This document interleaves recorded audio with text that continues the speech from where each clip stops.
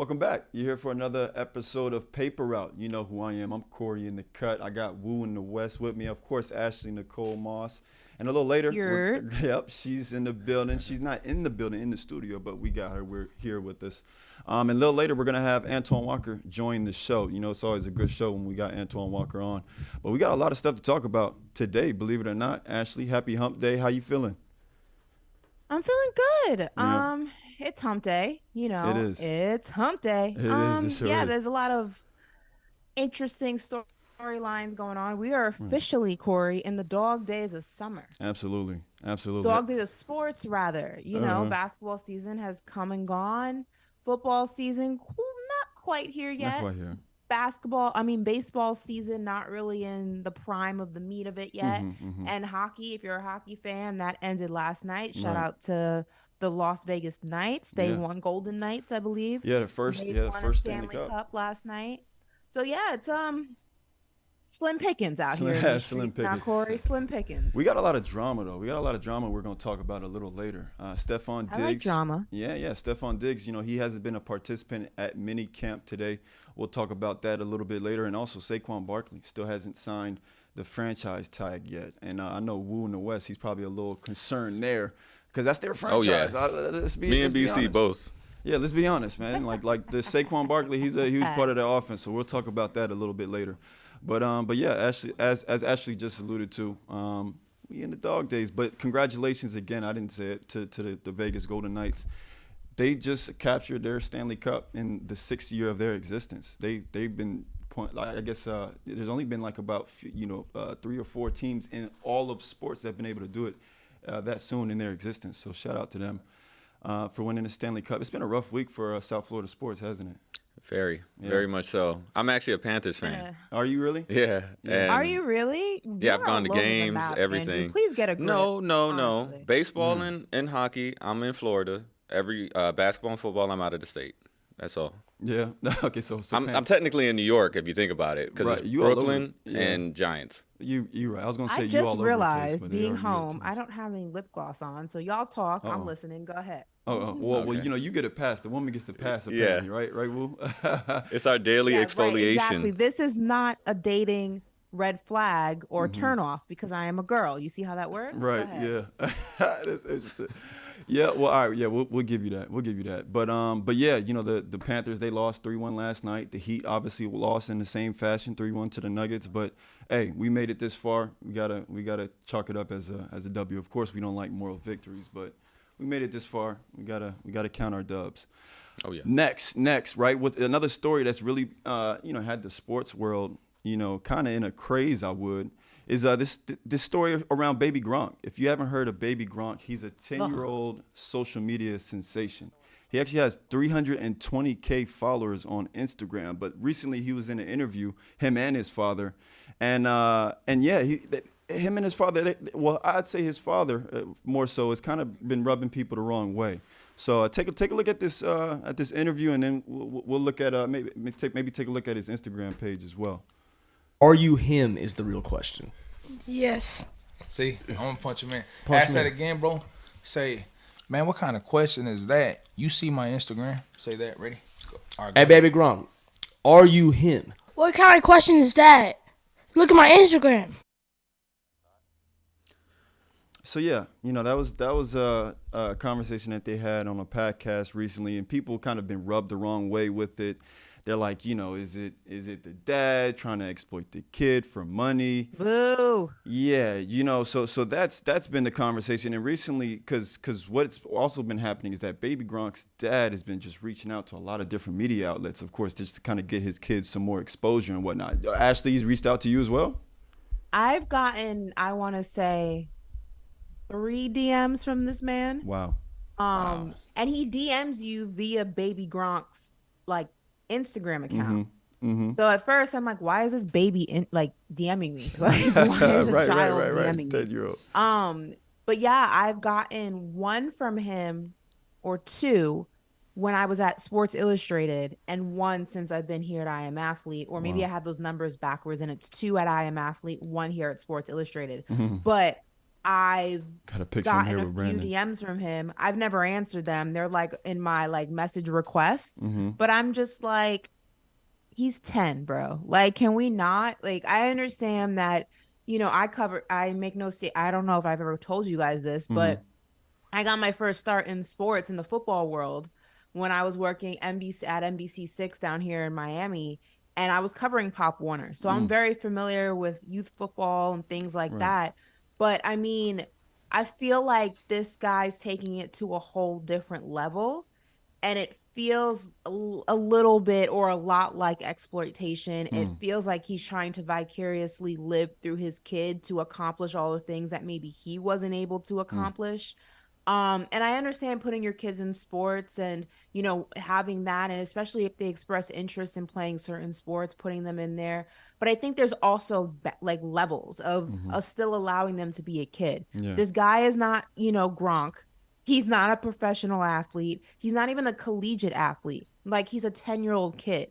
Let him be a 10-year-old kid. This is just like nasty. It sits weird with my spirit. I'm not one to tell people how to raise their kids because I'm not a mother. I'm not a parent. But I just think that as somebody who's just, from the outside looking in, it's just nasty behavior. Like, it doesn't sit well with me. It's just it's kind of gross. It's kind of gross. Well, I don't know if you've gotten a chance to look at, his Instagram page. If you look at some of his highlights, the kid is, he's pretty coordinated for a 10-year-old. I'll be honest. Like, he does look good for his age. But what's odd to me, and we've already put up a couple pictures of it, he's going on like college tours already, right? Yeah. Like, these are activities reserved really for college juniors, seniors, right? Like, you see him in the Missouri uniform, you see him in the Kentucky uniform. Like, he's experiencing this now. What is it going to be like for him, and when he gets to high school? Yeah, in 10 years. I mean, he's getting recruited by the same team as Jordan Burks. Right. So it's like, right, a guy we just had I on do want to the push other back day. a little bit and like kind of pick you guys' brain and see if you guys can see it from a different angle, I guess. Do you think this is like a result of generational change, meaning that we live in the social media change, but also we grew up always hearing that fathers don't stand by their kids or they're not raising their kids. So we see a father clearly trying to raise his kid. Obviously, it's not everything is correct, but would you say that there's some positivity in this by at least guiding his kid?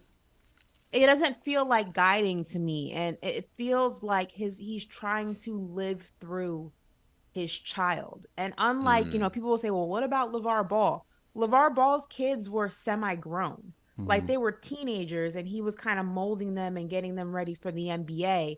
This kid hasn't even hit puberty yet. Yeah. I mean, for all intents and purposes, like, I'm 30, so I can say this, he's a baby. You know what I mean? So it's kind of like, literally his name's Baby Gronk. So I understand, uplifting your kids and putting them in things that adhere to their desires and their dreams and their aspirations and their interests.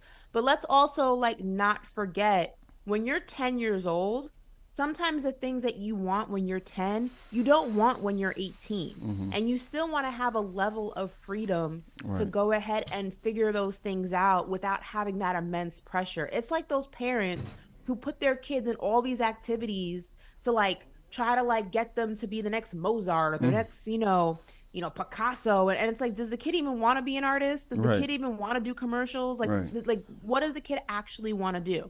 And maybe the kid does want to play football.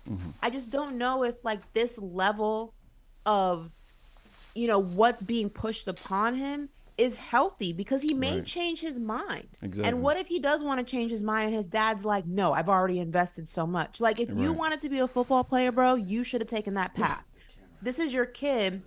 He should be able to figure out things for himself. And if that ultimately is wanting to be a football player, cool, then go ahead and continue to harness and mold those desires, but do it in a way that still allows him to be a kid. I just feel like it's a little bit it's exploitation to me. It just feels icky. It just feels gross. Well, it feels forced, right? Like, so I actually had a chance. We put up the picture of Baby Gronk and Brandon. So they came here to the facility at House of Athlete, and I actually met Baby Gronk and his dad on that day. And I actually spoke with Baby Gronk's dad for like 20 minutes almost.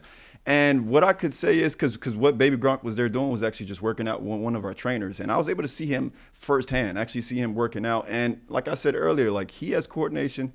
he does look good for a 10-year-old. But just what I wish is, because like I said, it just feels forced. I just wish his dad would just allow his talent to kind of just gain him that exposure. Right. If they would have just kept it at like just the Instagram videos of him, like, because honestly, check out his Instagram. Like Why is he's he jumping lifting over kids' weights? heads He's and 10. whatnot. Huh? Say Be that again. For real.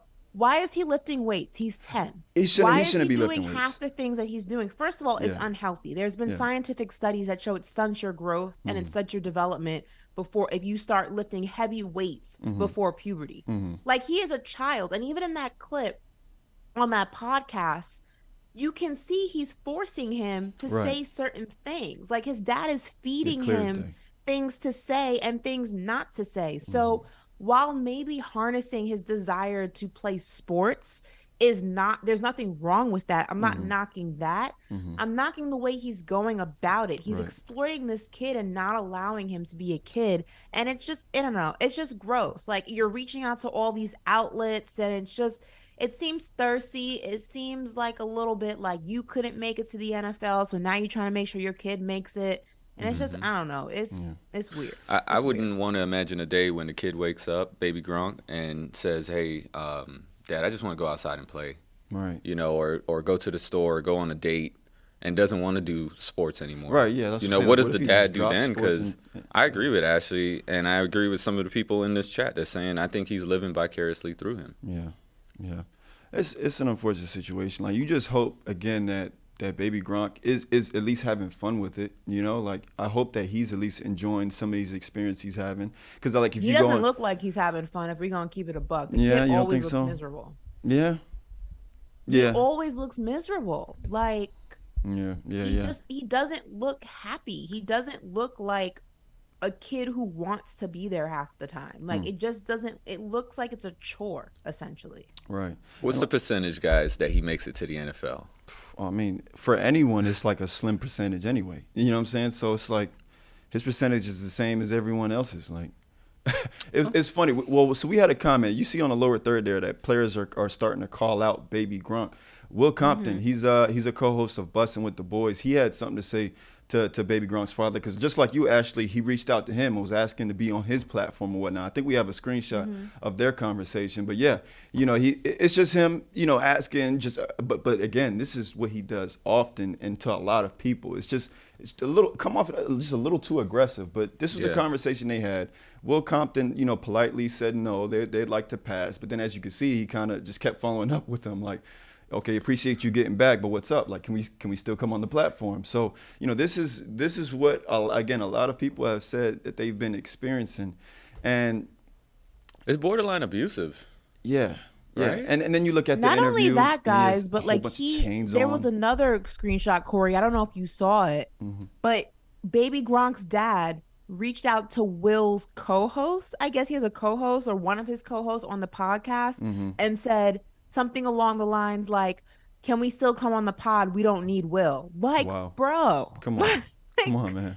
Come on. That's cringy. Yeah. Like, was it always a dream of Lil Madden to get on Bussin' with the Boys? Like, come on, why are we you know reaching so far to get this done? Like, come on, just let it go. Like I said, I just wish he had allowed the opportunities just to come with the way, you know, with what he's putting on the football field, with the film that he's putting out.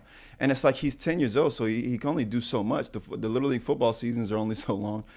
He participates in 7-on-7s often, and, you know, he's able to get film there. But, like, just let it come. Let it come. I mean, it is pretty impressive, too, that he has an offer. Did you guys know he actually has a legitimate offer from University of Arizona? I don't think that's impressive. I think that's embarrassing. Really? You think so?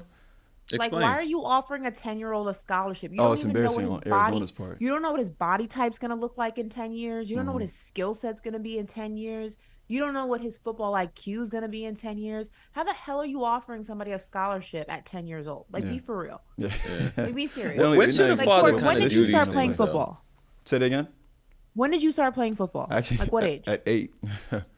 Yeah, so Okay, I was but only when 2 did you, years like, younger than him. really start seriously playing football? Oh no, well, I mean that first year, honestly, like it was half. My dad always tells the story. It was like halfway through that first year, you know, I was trying to figure it out, but then at that midpoint, it just clicked. And yeah, no, I was taking serious in that first year for sure. But that's all. But was it something? Did you feel like you were still able to be a kid while playing football, like youth football, or did you feel like if you had to do it again, you wouldn't have taken the football? Like, was it your desire to play and your parents just went ahead and, nourished that desire, but you still could be a kid and you could still do normal things? Or did you feel like it was football, school, and nothing else? Right. No, that's what I loved about the experience. Like, you were still able to be a kid, to your point. It wasn't forced upon me. I actually played basketball before I played football. My dad played football during his time, so he always said he didn't want to pressure me into playing football, and he was going to allow me to just decide when that I started. So no, it was all up to me, and it was a great experience. But I feel like I didn't have the pressure. Like, I was just learning the game and having fun with it. I didn't have a platform like Baby Gronk, So like that's another thing. I also feel like he's putting a lot of pressure on Baby Gronk to really be a dude. Like, absolutely. Like, we're expecting That's Baby part of the Gronk to problem. be an All-American now with all of this pub that he's getting. So that's another unfortunate part of this whole situation. Also, think about how people are so obsessed with clout. Yeah. This is only the first version of this. Before it gets worse and worse, parents from the womb, my baby's an NFL superstar. Like, I see people doing this consistently going forward. Yeah. So it's just like maybe they could set like the path where it's like, okay, at 14, we build your Instagram page. Yeah. We have some videos, whatever the case is. I think that's coming. Yeah, that's coming. Just with these NILs and whatnot, I see people in the future taking advantage of those opportunities out there, because I can imagine that's probably what a lot of the motivation behind this is those deals and whatnot that he and his dad are able to get in the space that is, was it? Right. I mean, and again, it's not him playing football at 10 that's the issue. It's everything else around it that's problematic, cringy, and just kind of gross. So just making that clear. Honestly speaking. Let me also point this out. Somebody in the chat, them boys, and this is kind of why I wanted to play that devil's advocate, just said, as an actual athlete with no pops, I wish I had a pops to train me. So it's like, it's almost like a balancing act. Like, maybe if his dad pulled back, held off on the social media and just let the game go, like you were saying, Corey. Like, I think that's what you need. It's not that we want the father to not be there. We just want him to kind of ease up on the social media side of things. Right. And I think I don't even think we're talking about this situation as much as we are if he's at least like 14, like you said, 15. Absolutely. Then it makes sense. Maybe you're introducing him to like the business side of things, and then we'd also know at 14 or 15 really what his true trajectory is, because we'll know how he is against teenage competition at this point. Like, right now, he's literally still playing against middle school. He's dominating. Yeah, he's playing. He's a big kid. Yeah, he's bigger than all of the other kids. But like, if you're good, who wasn't dominating in middle school? Like, that's and how again, it's not about the dad being present in the kid's life and training him and nourishing his desire to play football, if that is his desire. It's the cringiness of forcing him to be a superstar at 10 years old, instead of him just being a kid who really loves football and maybe one day can be really good at it. That's what's turning people off. It's not the present father. It's not, the father taking interest in the son's interest. It's everything else around it. Yeah. So just, again, want to make that very clear that we're not saying he's, a bad father for being present in his son's life. He's doing it comes across like he's a bad father because of everything else around it. That's all. It's just the way he's going about it, Well spoken. All right, moving on. Wide receiver Odell Beckham, full go at Ravens minicamp. That's big news, because this is his first official practice since tearing his ACL in the Super Bowl in February of 2022. Right, so it wasn't even last year's Super Bowl; it was the Super Bowl before then. I mean, we haven't seen Odell Beckham full go in a while. I think it's gonna be good for football to see him back. Ashley, is this not great news? Are you excited to see Odell Beckham play next year? I mean, I've always been a big Odell Beckham fan, although he played for the Giants, so that made things very complex and complicated. Right. I think it's dope, whenever a player can come back from a major injury and go through the trials and tribulations and come back better and stronger. I am interested to see what his health is going to be like throughout the entire season. I feel like that's a big question mark for a lot of people, is will he be able to see a full season?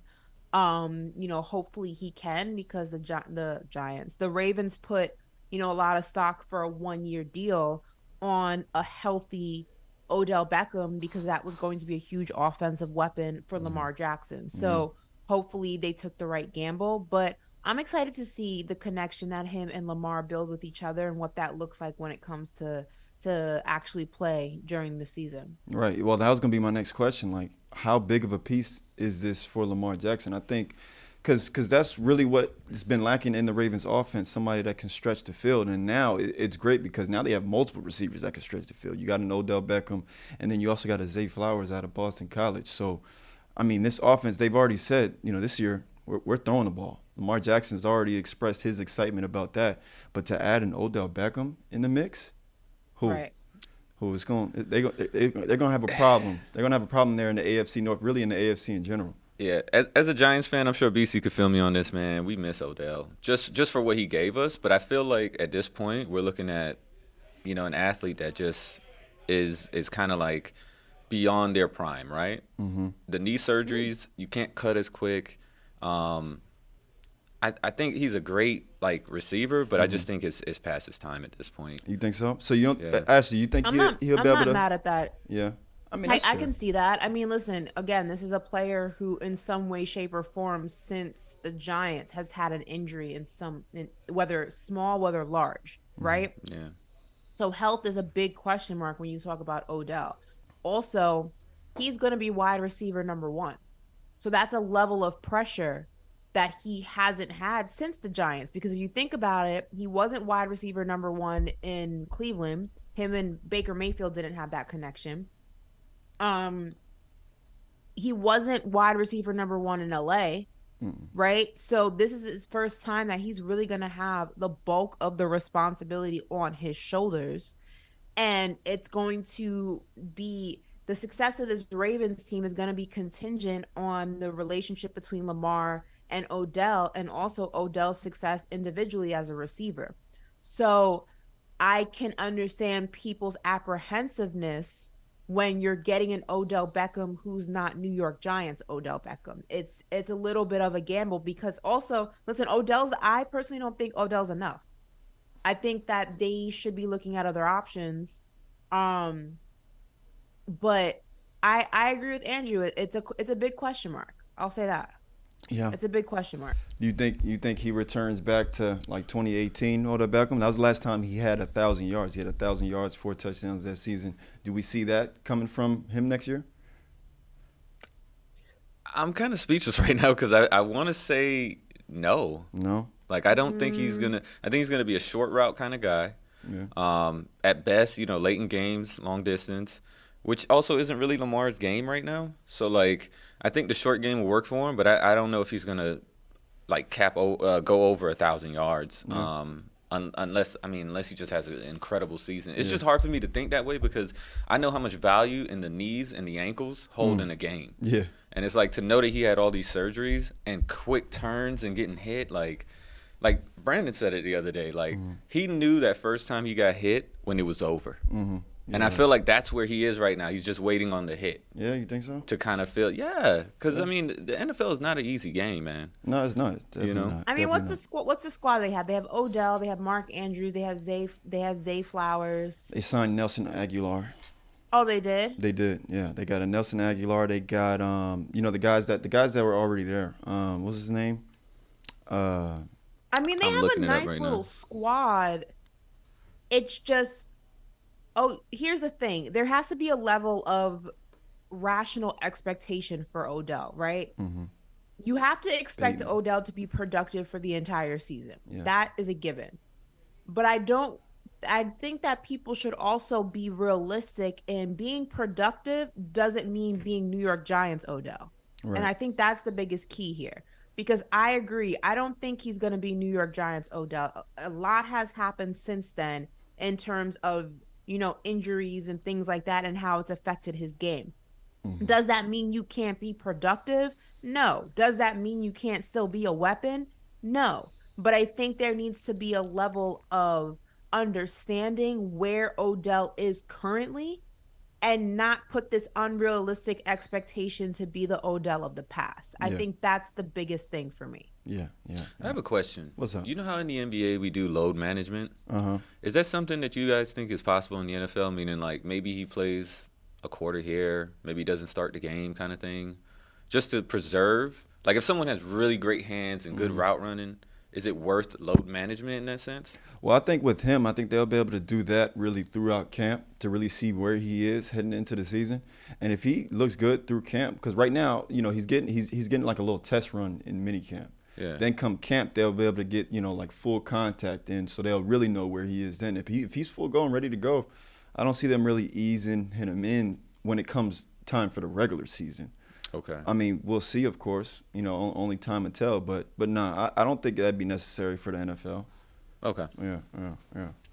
I mean, did you want to add something to that too, Ashley, or no? Like, I don't think they'll be managing his reps or anything like that come regular season. At least. I mean, yeah, I don't. He probably won't see a lot of time in the preseason, but that's not unheard of. Right. Yeah. They may limit some of his, activity and practices probably, but when it comes to game time, I don't think you're going to see any limitations with him. No. Yeah, I don't think so either. Okay. All right, we'll see. I mean, we'll obviously be following. I mean, that's Odell. $18 million. You didn't pay 18 M's for him to just gradually. ease him in. Hey, but look at Kawhi That's a Leonard. good I mean, point he there. getting millions, and he could sit on the bench all day. Basketball money is Rest of different. kneecap. Football, I'm giving you $18 million. I want to see you play 18 weeks. It's just not. Facts. You're not. You didn't go finagle your way and kind of ease your way into it. No, you're playing week 1. Okay. Yeah, that is a good point. He was Look at paid GM handsomely. Astradamus right there. He was paid handsomely. Respectfully. All right. That's too funny. All right, moving on. Look, we haven't hit this story yet this week, but this past weekend, Floyd Mayweather boxed John Gotti III in like an exhibition match. But if you've been following the story, it was actually called early because John Gotti, I guess, was just talking too aggressively to Floyd Mayweather. I think that was the story, and the ref disqualified him. We actually got a clip of what the brawl looked like, after the. That's it. Gotta get a stop up you. That's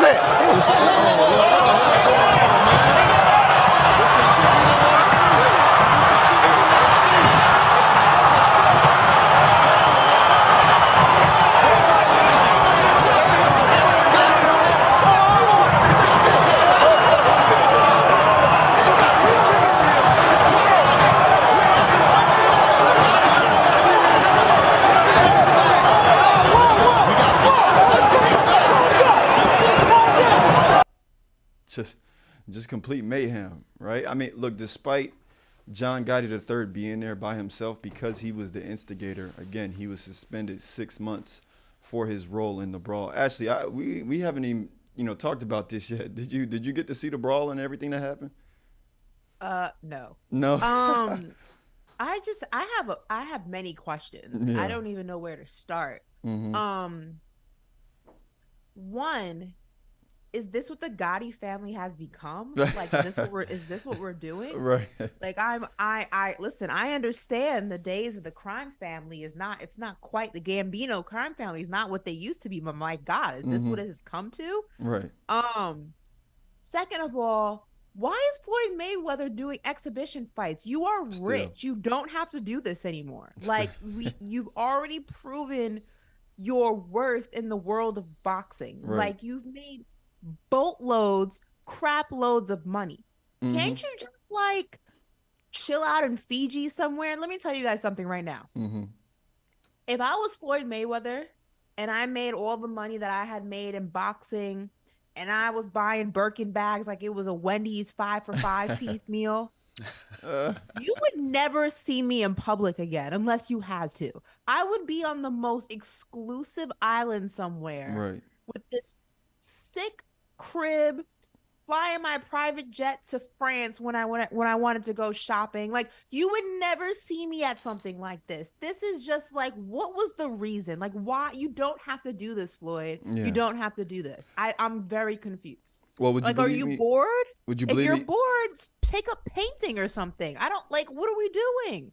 At this point, I want to know how old he's gonna fight till. Because would you believe me when I say he actually wants to reschedule the fight with John Gotti? Like, they actually want to Oh still my fight. God. Floyd said that? Yeah, he said that. In the report that I read, that where it stated that John Gotti was going to be suspended 6 months, they also added that they want a rematch, but it just can't be in the state of Florida because the state of Florida is the commission who I have to say this suspended him. pre-pause, but like Floyd looks sloppy.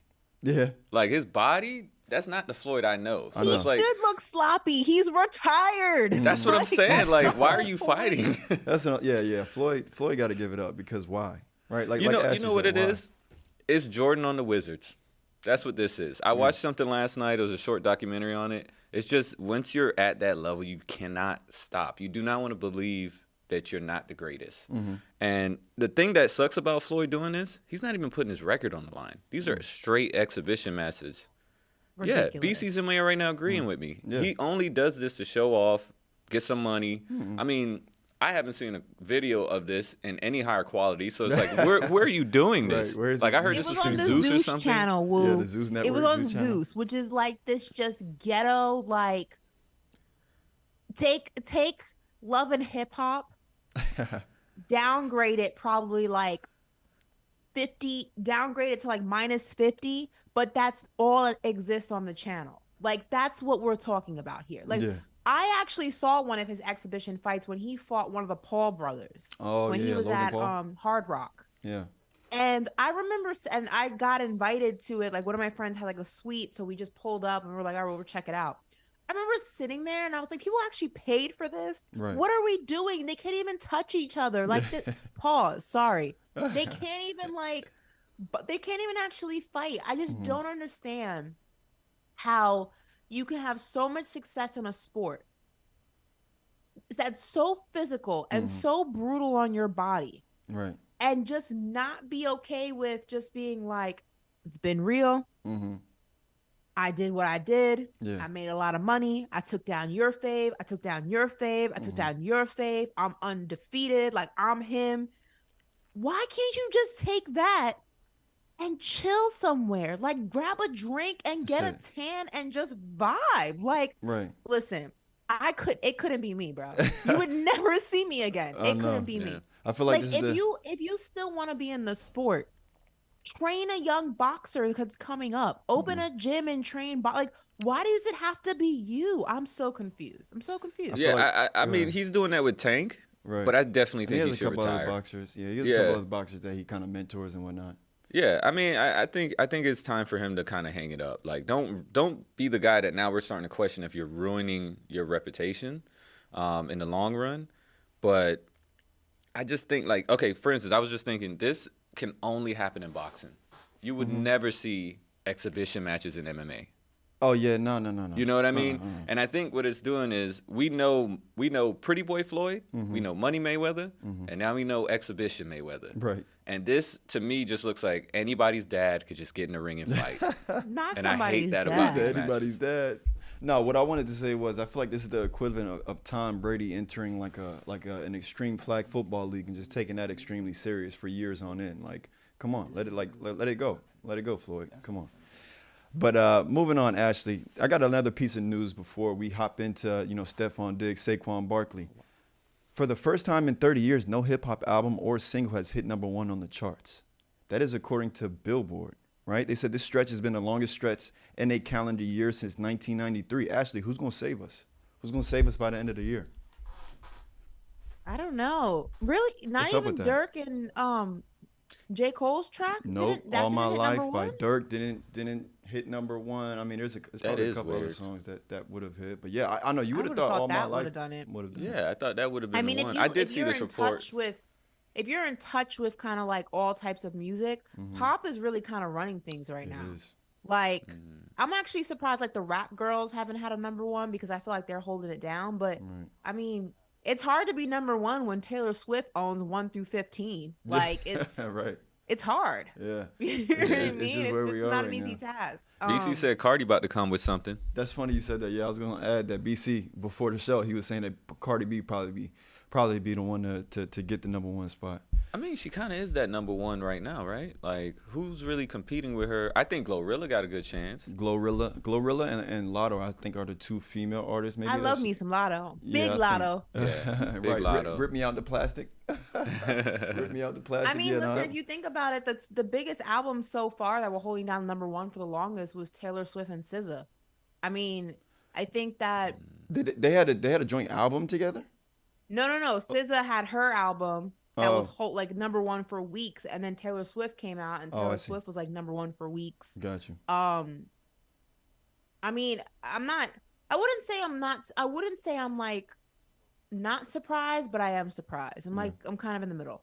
Is there a chance like a song like All My Life could eventually hit number one? It just hasn't gotten there yet. And it's been enough time since the release date. Is that possible? I don't know if it'll climb up at this point. No, yeah, it's too late. Kind of Unless missed it that gets window. like a huge surge, like in a major TV we're also show forgetting? or something like that. What's that? Bad Bunny. The whole end of last year and the beginning of this year, he was. Yeah, like BC's telling me right now, Latin music has taken off. So like hip hop was kind of running things for like 5 years, I would say, and I think it's just a change of the guard kind of thing. Yeah, I tell you what, a lot of rappers. I think that people also like want more. Sheesh. I think right now we're in an era where it comes to music, people are valuing more universally appreciated music, if that makes sense. Like songs that can kind of transcend crossover race and culture and are doing well. Whereas like hip hop songs that once were kind of running things, I think that people are more interested now or drawn to songs that like make you feel good. It music. Doesn't matter like what your vibe normally is, like the song's just good. You know what I mean? Like I know guys who are straight hip hop heads, like hip hop down, all they listen to is rap, hip hop, and they were like, yo, that Taylor Swift album was bomb. Y'all heard Lavender Haze? That's my joke. Like people want, or like SZA. Like I know guys who are straight hip hop heads and love the SZA album. I know guys who are straight hip hop heads love Bad Bunny. Like I think that songs that just like make you feel good, regardless of the genre, just are kind of like the space that people are in right now. I would say. Afrobeats. It's starting to become a lot. I love me some Absolutely. Afrobeats. Oh yeah, it's starting to become. You know what it sounded like? As you just described, What's a breath of fresh air. Yeah. That's exactly what it sounded like she described. Was just having this like you're in this room for a very long time, and then you finally step outside, and you're like, oh, I didn't know that cloud was there, and now you want to experience that cloud. So it's just a breath of fresh air. See, someone in the chat said Marlon Burdett said Lavender Haze is fire though. You see what I'm talking about? I'm gonna have to listen to that. I haven't heard of it. Lavender. You said Lavender Haze is the song, and it's a Taylor Swift song. Yeah, and it's just Taylor Swift, no features. No, it's just Taylor Swift by her solo dolo. Okay. Listen, Forbes' list came out before we transcend into sports. Look, we got a lot more guys. BC said Taylor Swift go hard. Yeah. No, I ain't gonna lie. I know one Taylor Swift song and it goes crazy. I think it's called Trouble. Am I right? Yes. Oh, I knew you were trouble. Yeah. Yeah. I knew you. Yeah. No, that but song listen, is good. I think if the Forbes list came out of all the successful women in entertainment, Taylor Swift is worth $750 million off her music alone. Like that says a lot. Yeah. Taylor Like Swift think on top. about that. That says a lot. Yeah. That's Is her that entire also- net worth is just based on music. Right. I thought she had lost some of her catalog. No, and Due she to, like, some re-recorded it. She re-recorded it and she's- re-released it. That's Yeah, crazy. 750 And she's- M's That's off of respect. music alone. That's insane. Wait. What did she have to do? You said she had to. Well, a lot of artists, they had to re-record their album because they didn't own the rights to their music or they had signed a crazy Yeah. deal. Yeah. And like Her as she said, she catalog was bought re-recorded. and sold. Wow. That's interesting. Justin Bieber's manager is what I'm being Yes. told. Is who bought it. Oh wow. Interesting. Yeah. Shout out B. Taylor Morale Swift. just said, I forgot about this. Aaron Rodgers went to the Taylor Swift concert. That is true. Yeah, he did. Yeah, that's what I'm saying. Like, And there's he a was lot of. vibing out too. Yeah, you can tell a lot of people to Taylor Swift. Did you say? I gotta give this last album a listen. Then I haven't. I'm not a hater. I'm not a fan. I'm just kind of right in the middle. But everyone's like bigging up this album, so I'm gonna definitely listen to Taylor Swift sometime this week. Didn't Ice Spice make a song with Taylor Swift too? Or did yeah, she but just? it wasn't good. We can fast forward to that. So we Yeah, ain't gonna give that. it was We ain't gonna not give good. that no Yeah. pub. We ain't gonna give it nothing Yeah. pub. All right, how about some football though, guys? I'm talking some football. Yeah. Yesterday, Bills coach Sean McDermott said he was very concerned after Stephon Diggs was a no-show at mandatory camp. And I alluded to it at the top of the show. Ashley, you kind of spilled some details on that situation, right? So apparently Stephon Diggs was in Buffalo on Monday for a physical, got the physical. And then on Tuesday, come practice, he's still in town and whatnot, but he doesn't show up for practice. He leaves the facility before practice. So that's when Sean McDermott came out and said he was very concerned. Josh Allen also had a few things to say about Stephon Diggs, and we have a clip from one of their post-practice pressers. So let's take a look at it. I want to get back on the same page with him, and again, he makes me a better quarterback, and I feel like I make him a better receiver. And as an organization, maybe not communicating the right way with everything. So again, just trying to talk and listen at the same time, and hear him out, and like I said, just try to move this forward as quickly and as respectfully as possible. So obviously, Josh Allen sounded very optimistic with those words that he had said. But yesterday, Stephon Diggs also posted something on his story. I know we have a screenshot of that. He said, "I just be letting people cap. If them lines help you sleep better, tell them, big dog." And that was pretty cryptic, if you ask me, Ashley. What do you think that message says about really the whole entire situation? Like I said, there's trouble in paradise. Yeah. I mean, there's a disconnect, whether it's with Stephon Diggs and the coaching staff, Stephon Diggs and the organization, Stephon Diggs, Josh Allen, or all three. Yeah. I think that whatever the situation was, I kind of feel like this. I feel like there was a level of contention, but I feel like maybe it was one-sided. Mm-hmm. And Josh Allen maybe didn't think it was that big of a deal. And now that Diggs is kind of not playing ball, not showing up, kind of, throwing out these cryptic things, and maybe now people are taking whatever he was feeling more seriously. I feel like that's probably the more realistic explanation for what's going on. You know what I mean? It's kind of like, we use relationships here, right? So like, it's kind of like when you're in a relationship with somebody and they keep telling you they're upset about something, but you don't really think it's that big of a deal. And then one day they just like go crazy when you find, and you're like, yo, what's wrong? Like whatever, I'm done. I'm out. I'm leaving. What happened? Like, I kept telling you that X, Y, and Z was making me mad and you weren't taking me seriously. Now you want to take, I think that maybe whatever Diggs was feeling is now being taken seriously. And Diggs could probably feel like, you guys already knew why I was upset. So I don't know why y'all are acting like you don't know what's going on. You knew what was going on. Right. You just didn't take what I was saying, as gospel. So I feel like maybe that's a little bit of what's going on. I think Josh Allen's maybe feeling some regret for how he handled whatever the situation may be and is trying to rectify it. Right. But if I had to guess, that would be my guess. But this is my thing, right? So there's no issues, with the contract. They said he signed like the third highest contract with guaranteed money in it, in NFL history. So that's not an issue there. They didn't bring in any, huge free agent wide receivers, right? So they didn't really bring anybody in to limit the amount of touches that he'll get going into next season. So nothing's changed on that standpoint. They even lost a receiver. They actually lost Isaiah McKenzie, who was a big part of their offense last year. So what really can the franchise do to prove to him that he's going to be a bigger part of the offense right now, right? Like, basically what I'm asking is, what is the point of holding out right now? I don't how's that going to really help his situation? I guess that's what I've been trying to figure out through this. Is that the beef though? Or is it the beef, or is Stephon Diggs just unhappy with the trajectory of the Buffalo Bills, right? Because you have to remember, this was a team that a lot of people said was Super Bowl ready. And in the past few seasons, they've fallen short in some way, shape, or form, right? Yeah. So for him, it's not about the fact that there's not another wide receiver. It's not about the fact that, there's competition for him in there. Maybe it's the fact that this team doesn't have the future that he thought it would.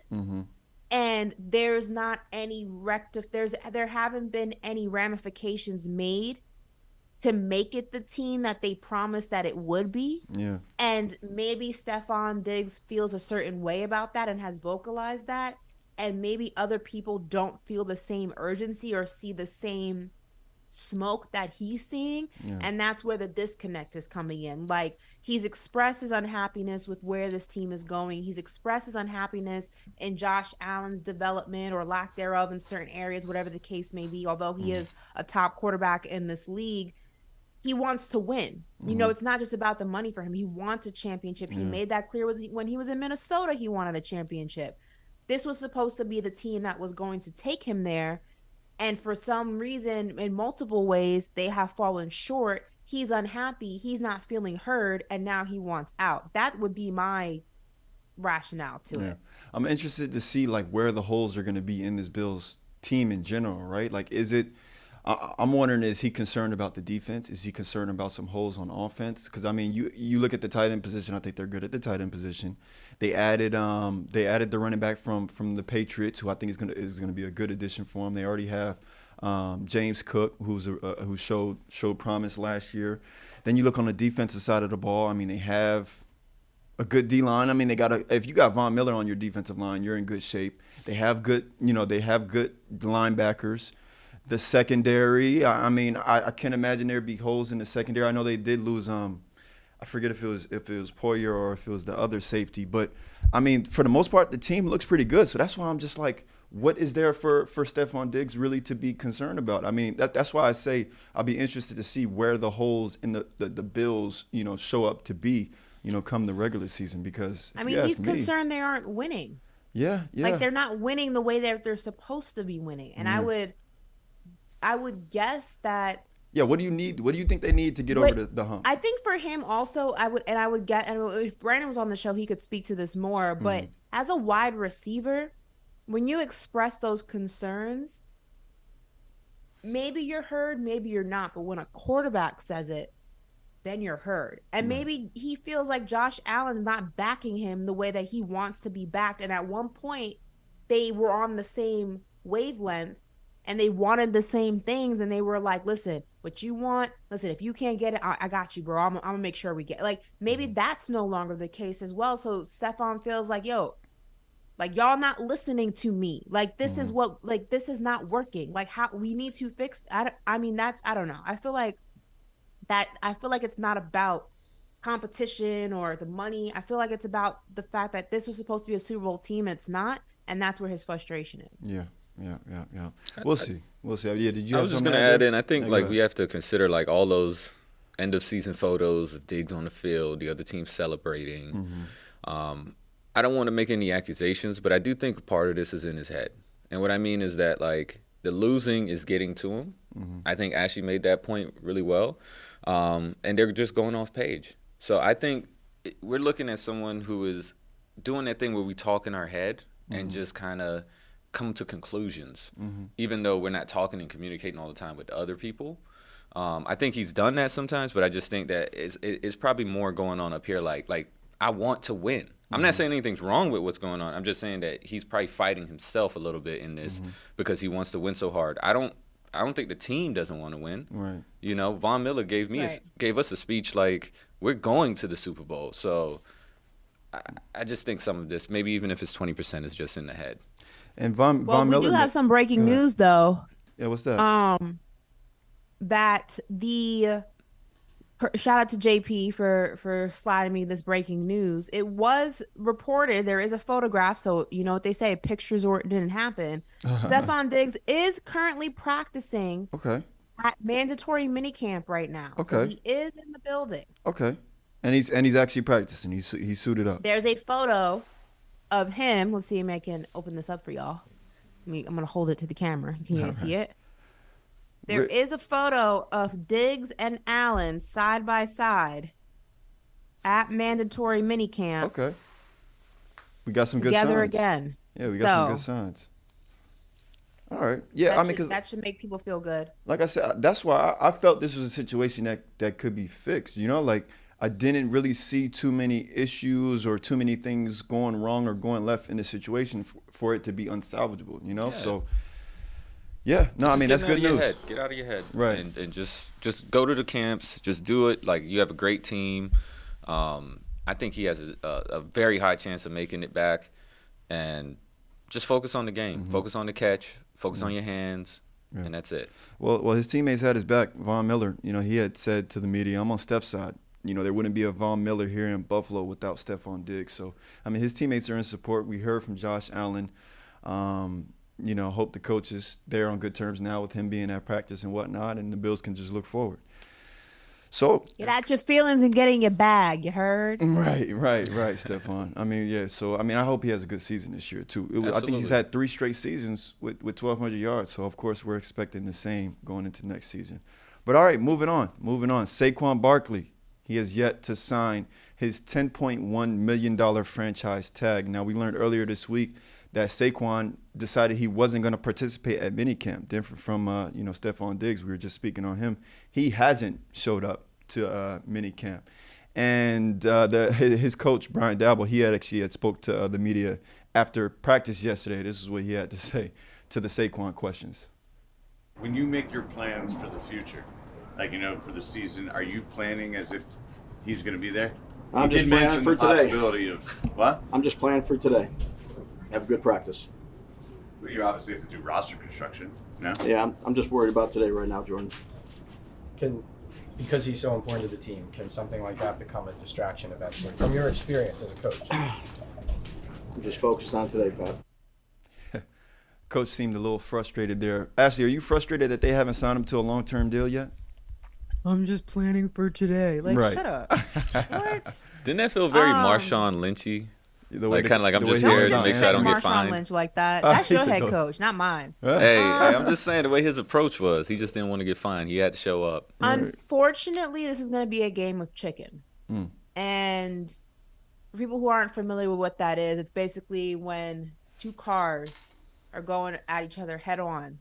And the first one waiting to see which is the first one that swerves out the way. Otherwise, we both going to crash into each other. Mm-hmm. That's exactly what's happening with Saquon and the Giants organization. They're in a game of chicken. Yep. And they're going to waiting to see which one bends before they both break. Yep. Time is not necessarily, right now it is. It's about a month that Saquon has on his side. I wouldn't be surprised if the Giants let this dwindle down to the 11th hour. Mm-hmm. It's unfortunate though, because it's a catch-22, right? Like on one side of this argument, I agree with Saquon. Like you should try to get what you are worth. Like you can only get what you demand of other people, right? And we've spoken about this with Lamar and all these other people. Like you get what you ask for. But on the other side of that, the market is what the market is, and the market is not running back friendly. And I think that the Giants are going to use that in their advantage. Like, oh, you think you can go get paid somewhere else? All right, go look. You're in for a rude awakening. We've seen organizations do that before. Yeah. Oh, you think the grass is greener on the other side? All right, go ahead and find out. So he's in a little bit of a conundrum because, yes, while he's being understanding in terms, when he said, I understand what the market is. I'm not asking for anything other than what I am worth. And to me, that means that he's looking for a deal that may not be what he would have gotten years ago, but what he's probably worth in terms of what the market is for running backs now. But I also have a hard time believing the Giants are going to even adhere to that when a lot of the cards are in their favor. And that's the unfortunate part about this business when it comes to the NFL specifically, is the owners know that the design, the business model of the NFL, 9 times out of 10 will fall in their favor, and they use it to their advantage, and it's a suck situation. Yeah. Now, do you think they come to terms, or do you think Saquon, ends up actually just signing this tag? Because if what I did while you were talking was actually look at the like where the market is really for running backs right now. Of course, the highest paid running back is Christian McCaffrey, and you got Alvin Kamara. Christian McCaffrey's at $16 million, Alvin Kamara's at $15 million. Then after that, you'd see the range drops to about like $12 to $10 million. So he's really at the bottom of kind of the top paid running backs. In front of him, you got Josh Jacobs, Tony Pollard, Aaron Jones, Joe Mixon, Nick Chubb, Derrick Henry, Dalvin Cook. Do you think he deserves more money than some of those names in that list? Think about it this way. I'm a firm believer. I think the Giants need Saquon more than Saquon needs the Giants. Right. He is 65-70% of their offense. Right. All right, I got to interject. Go ahead. As a Giants fan, I have to interject. Sorry, Ashley. But, I think he actually has to sign the franchise. Really? What? And the reason why I'm saying that is because I'm looking at his numbers. He had a great opening first year, and then he just declined year after year. I think 2020 season he had an injury. He tried to make more. I think he had another injury. But I think what it is they just need to see him do another 1,300-plus season and then give him a proper, like, 3-year, $40, $50, $60 million contract. So you think he needs one more year to prove it? I'm going to hit you with some other numbers then. Okay. Saquon Barkley, over 1,600 yards from scrimmage last season, which including over 1,300 rushing yards. That accounted for 29, basically 30% of the Giants' total yards on offense. That's a big chunk of your offense that you're willing to lose if you don't pay that man. That's a lot. Are you willing? Good point. Are you willing to take that gamble? Because who's going to go ahead and pick up that load? You think Daniel Jones is going to run all those yards? You ever seen Daniel Jones? I guarantee you have Daniel Jones running all those yards out there. You better have a backup quarterback times 50 because he's going to get his bell rung. And this is what I'm thinking. You take Saquon Barkley off of the Giants last year. Do they make the playoffs? Right? Like, do the Giants make the playoffs if you take Saquon off that team? No, I honestly don't think they do. The unfortunate part is I just think we live in a weird time for running backs. Yeah. Like, I want him to get paid more. I'm probably going to look at it from their perspective, too. I don't want to necessarily hate on Dayball because he's been one of the best things we've had since Tom Coughlin. But I'm, as a Giants fan, I'm in between because I want Saquon, but I also, looking at his numbers, I would want him to kind of prove himself a little bit more and maybe see what this new year does. And then after that, regardless, I would want to give him like a 3 or 4 year contract. Yeah. I mean, like, you don't think he's already proved himself though in terms of what he brings to the offense? I hear what you're saying. I get it. He's an aging running back. He's had multiple injuries. He's had major injuries. I hear all that. His numbers have declined since, he first got into the league. I hear all that, all factual.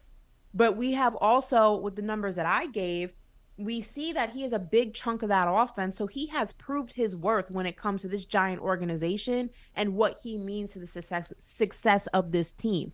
This is not a team that has another Saquon Barkley waiting in the cut. If you look at, I'm going to use my Cowboys for an example. You don't have a Tony Pollard waiting for his moment. And I'm not saying that Tony Pollard is Ezekiel Elliott in his prime. What I'm saying is you have a running back who's prepared to go ahead and slide right into that spot, who will be just as efficient, especially in Zeke's, if we're counting Zeke's last years, right? You don't have that in New Jersey. What's your option? In New York. What are you going to do? In New York. No, it's New Jersey. I said it right the first time. What are you going to do? What's your option? No, she's right. I feel like it's so tough for me because as a fan, I'm trying not to speak as a fan. Yeah. But like, I just know that like the running back position, they're not gonna ease in. I think actually, as a point, they have the advantage in this situation, and I feel like this is gonna be like Odell all over again. We have a great player, and we're just gonna lose him. Yeah. I would at best. You know what I would do though? What's that? I would take his franchise from 10 to maybe like 12. Right? Just give him a respectable. I don't know if that's possible with franchise, but like give him a respectable amount. I definitely don't think right now he needs to be above people like Alvin Kamara and Christian McCaffrey, but maybe like a 12 million. Yeah. Meet somewhere in the middle. Well, let's try the season out. Yeah, the franchise tag is like a set price, so they wouldn't be able to. They wouldn't be able to change that, but they could sign him to a contract that pays him $12 million a year. I think that's like a simple fix.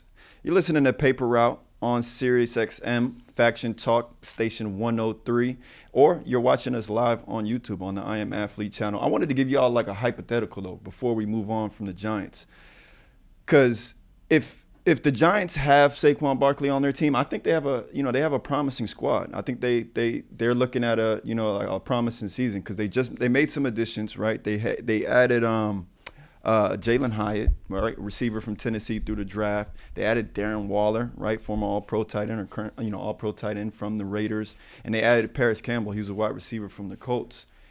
If you add Saquon to that offense, I mean, you're looking at an offense that can really do some damage. I also wanted to look at the Giants' first 5 games of the season. Be serious. Stop. No, for real. Like, seriously. I mean, to add a Darren Waller, they had a good offense last year. Now to add somebody like Darren Waller, I wanted to look at the first 5 games. I want you guys to tell me how many games the Giants can win with Saquon Barkley on this team. And then, honestly, I want you guys to honestly tell me, like, without a Saquon, how many games that they'll be able to win. So let's say with Saquon, they got the Cowboys week 1.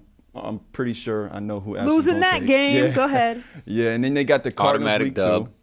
Automatic L. Go ahead. Damn, you starting your season off with an L. Tragic. Right. All right. Well, so can we agree that they'll probably go 1-1 through the first 2 games? No, we're gonna watch the Cardinals in the. Yeah, Well, that's what I'm I saying. believe That's what what I'm saying. BC's telling me right now in my I think ear. The they'll beat only the team that Cardinals. looks competitive on this schedule is San Francisco. That's What? the only one. No, we going team by team though. So You already know how I feel about the Dolphins. You're So definitely that's over. going 4-1. Cowboys done, and Seattle and I Arizona. mean, I'm sitting sorry, at the bottom. 1-4. 1-4.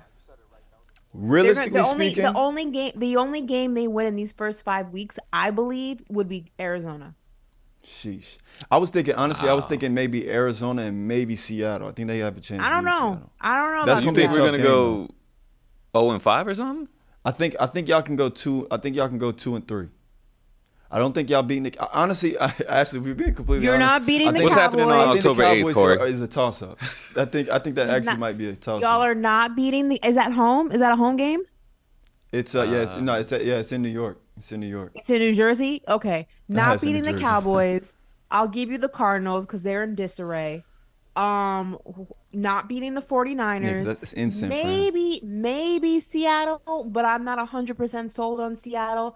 I don't think you're beating Miami. So I'll be generous and I'll go 2-3. Yeah, that's what I'm saying. I think we're 2-3. No. Me and BC agreed. The Arlington Cowboys. We're gonna go ahead and actually wash them. The Dolphins as well. You're not washing the said The Cowboys. Arlington Cowboys. Cowboys will get washed, and we're gonna go ahead and have only a competitive game sometime in San Francisco. You're not watching the Cowboys with Daniel Mid-Jones. Like, it's not happening. You're not. You're not doing Daniel it. Mid-Jones. I'm being generous when I say 2-3, but in actuality, I really think it's 1-4. How much you willing to put on that, Ashley? Oh no, right? We Do can we have a circle bet back. here? We could put something on it. I'm telling you right now. Uh-oh. I have All right, that man. much confidence in what I just said. Oh my goodness. Just remember, I ain't Brandon Marshall, man. Yeah, what we I'm betting? just saying I have that Common much man confidence bet. in what I said. I'm leaning more towards 1-4. Yeah. Hey, I know Ashley, you normally bet like objects or pieces of clothing. So like what we putting up? What we putting up for this bet? You know it'd be good. What's that? You got to buy a custom jersey for the opposite team. Or you have to wear the opposite. I ain't want to go there, Ashley, because I on ain't trying to show. wear a cowgirl's No, hat. yeah, I think that's a great bet. How about you wear the opposite team's like quarterback's jersey or something? Okay. Yeah. That's gonna be BC, hilarious. you down? All right, BC down. All right, good. BC too. I think is BC getting All included? right, so let's in get on this bet? straight. So if the Ashley's saying Cowboys 1-4. I'm sorry, not if. When the Cowboys beat the Giants, both Woo and BC have to wear a Cowboys jersey on the show the next day. The next day. And if I don't even own one. you can squeeze into. I have mine. Mine will fit you. It's big. You got 2 of That them? might be even I funnier. got enough. I got enough for the both of y'all. Oh wow, okay. All right, Okay. well, so, And if me and BC if gonna the get our Cowboys jerseys. lose, then one of y'all got to bring me a Giants jersey, Yeah. and I'll wear that on the show the next day.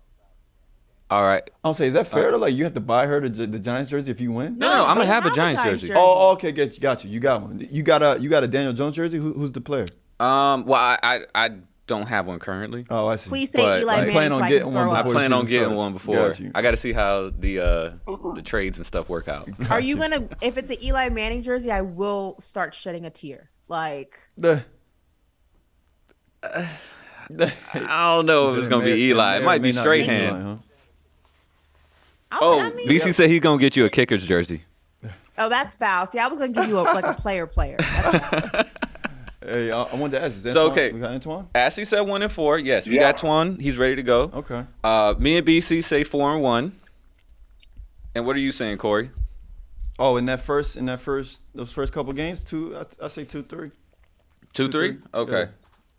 All right. I Same think bet you all and across. I think you and Corey should make a bet when it Dolphins, comes to the Dolphins Giants game, and whoever loses that has to wear the other team's jersey as well.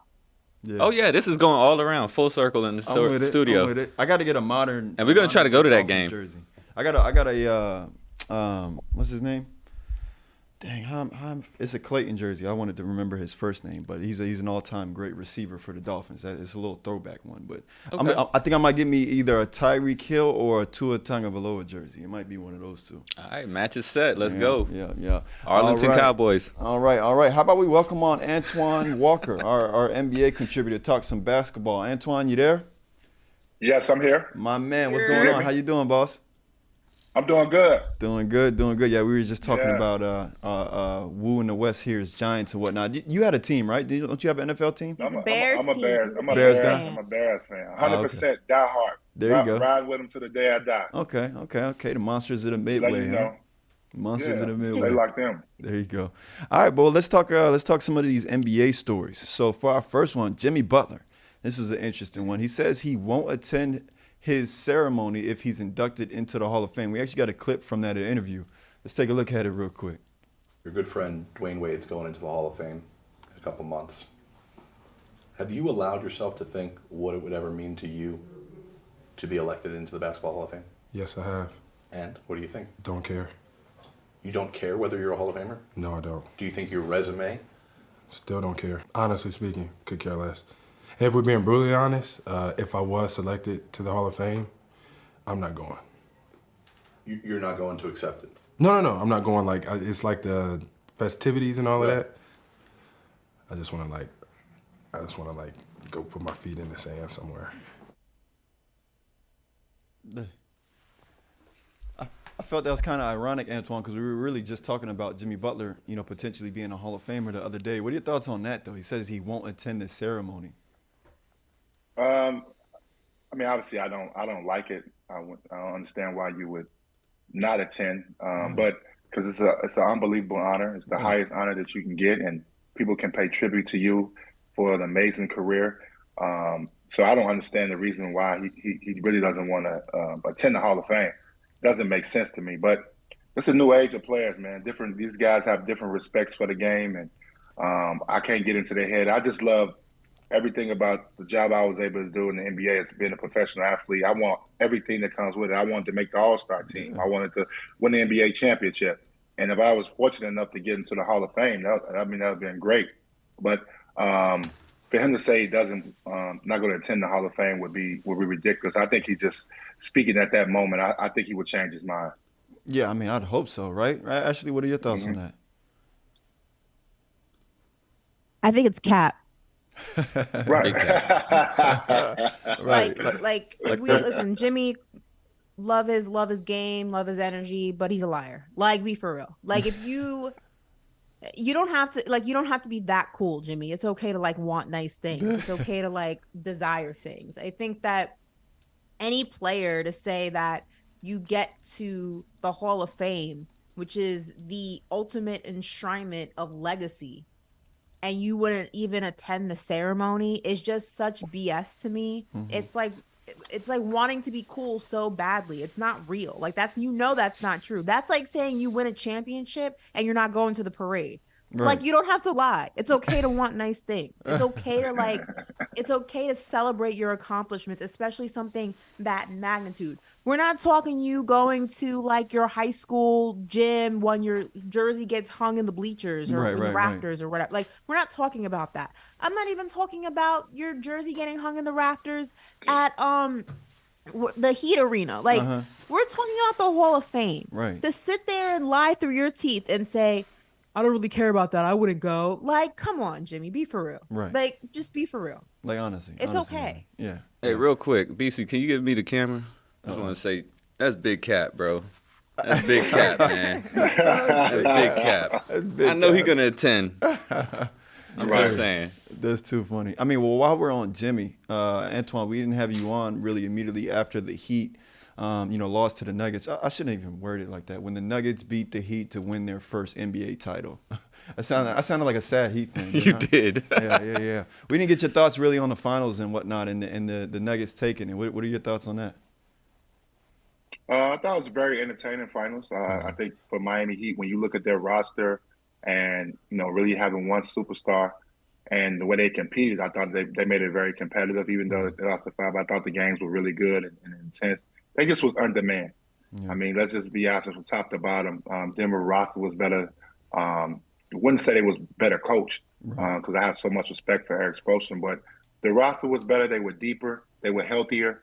You got to add Tyler Hero to the conversation. The Heat might have been able to make this a different series, but not being 100% and the way Denver superstars played, I thought were worthy and big enough for them to obviously win the finals. I mean, that this was just over. Miami was overmatched. Yeah, honestly. But they made it competitive. They made it competitive. I mean, those were entertaining games. We all tuned in and watched and enjoyed the games, but they were just overmatched from top to bottom. Yeah, honestly. Actually, I mean, I know we've been talking about it all week. You had something to chime in there? Yeah. Yeah. Well, before I chime in, we have some breaking news. Oh, some more.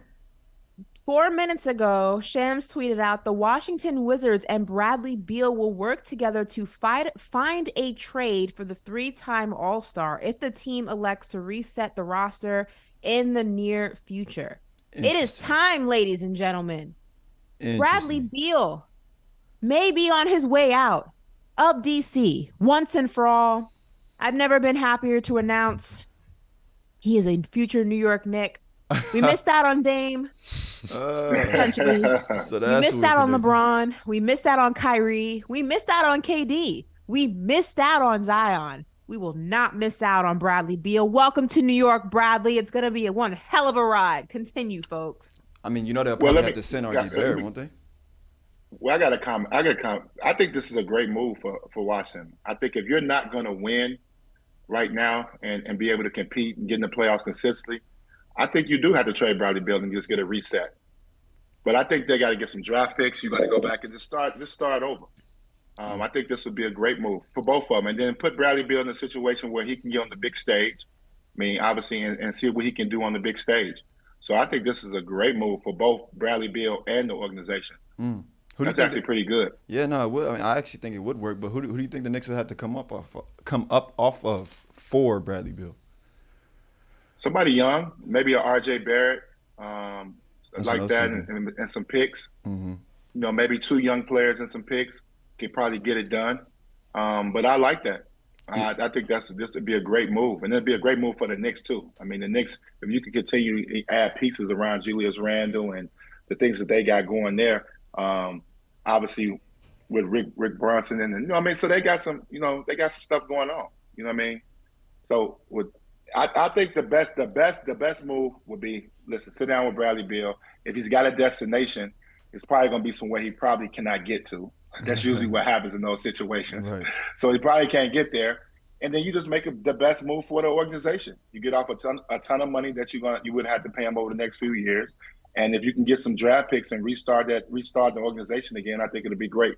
Yeah, no, it would. It'd be interesting to see again where Bradley Beal ends up because, of course, a lot of people are saying he's gotten a little too comfortable in Washington. And they question whether or not he really wants a ring. So it'll be interesting to see if he ends up like on a contender, like somebody who might have been in like the last few rounds of the playoffs. I mean, Antoine, am I wrong for saying that? I feel like that's in a lot of the groups that I talk hoops with. That's been the case. In Washington, they haven't been able to really get it done. Well, it depends. I mean, obviously, we know he's paid as a max superstar. We kind of, I always like to say 1A, 1B type superstars. I don't know if Bradley Beal's that A guy, that one guy. I think he is a star, but is he a superstar? Is he a guy that you build your franchise around, or can he go be the second star on a really good team and help them get over the hump? I think that's more Bradley Beal. Got you. And maybe that might have been what it was in Washington, right? They really wanted him to be that guy, but they just wasn't able to put the pieces around him to really have true success there. So, yeah, no, I mean, thanks for that update, Ashley. It'd be interesting to see, how that turns out. But some more topics that have been trending on the timeline has been this one. LeBron James, he explained why he never participated in a slam dunk contest.